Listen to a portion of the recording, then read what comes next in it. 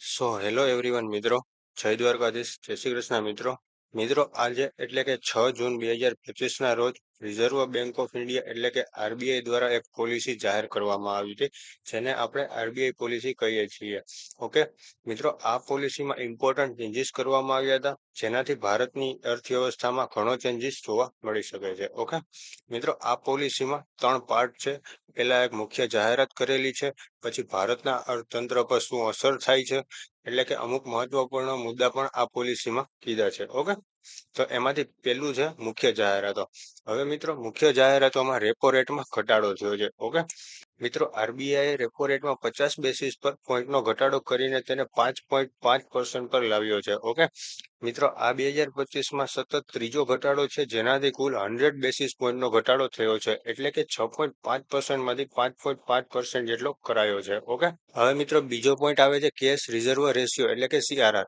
મિત્રો, આ સીઆરઆર માં ઘટાડો થયો છે. ઓકે મિત્રો, આ સીઆરઆર એટલે બેંકોએ આરબીઆઈમાં જમા રાખવાનું ફરજિયાત નાણાં, એટલે કે મિત્રો બેંકોએ આરબીઆઈમાં કેટલા પૈસા જમા કરાવવા છે એ આરબીઆઈ લિમિટ મૂકેલી હોય છે, અને એમાં એટલા ફરજિયાત નાણાં જમા કરાવવા પડે છે. ઓકે, એમાં મિત્રો 100 બેસિસ પોઈન્ટ થી ઘટાડીને 3% કરવામાં આવ્યું છે, અને આ ઘટાડો 4 તબક્કામાં કરવામાં આવશે, અને આ તબક્કા સપ્ટેમ્બર થી નવેમ્બર સુધીમાં કરવામાં આવશે. ઓકે, હવે મિત્રો સરકાર આ બધો ચેન્જીસ કરે છે, તો આ અસર ક્યાંક તો પડતી જ હોય છે, અને અસર આપણી ક્યાં પડે છે? અર્થતંત્ર ઉપર. ઓકે, તો મિત્રો જોઈએ કે અર્થતંત્ર ઉપર કેવી અસર પડે છે. ઓકે, રેપો રેટમાં ઘટાડાના પરિણામે બેંકોના લોનના વ્યાજ દરો ઘટવાની શક્યતા છે, જેનાથી હોમ લોન, કાર લોન અને અન્ય લોનના ઈએમઆઈમાં પણ રાહત મળશે. ઓકે, હવે મિત્રો બીજો પોઈન્ટ છે વધતી લિક્વિડિટી.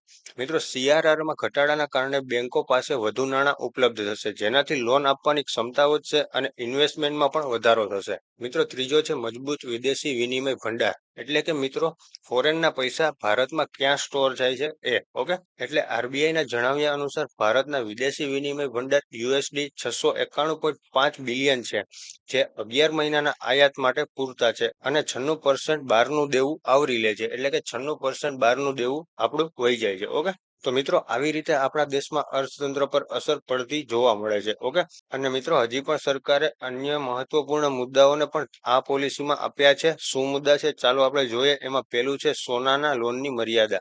ઓકે મિત્રો, સોનાના લોન માટે નવી મર્યાદા આવી છે.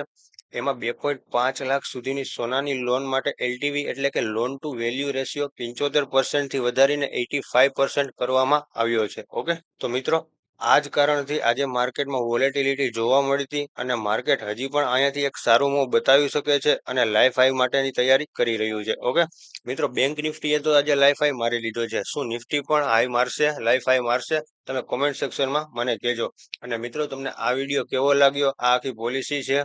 ઓકે, અને મિત્રો વિડીયો ગમ્યો હોય તો લાઈક અને ચેનલને સબસ્ક્રાઇબ કરવાનું ન ભૂલતા. ઓકે, ચાલો મિત્રો, જય દ્વારકાધીશ, જય શ્રી કૃષ્ણ. મળીએ આપણે નેક્સ્ટ વિડીયોમાં.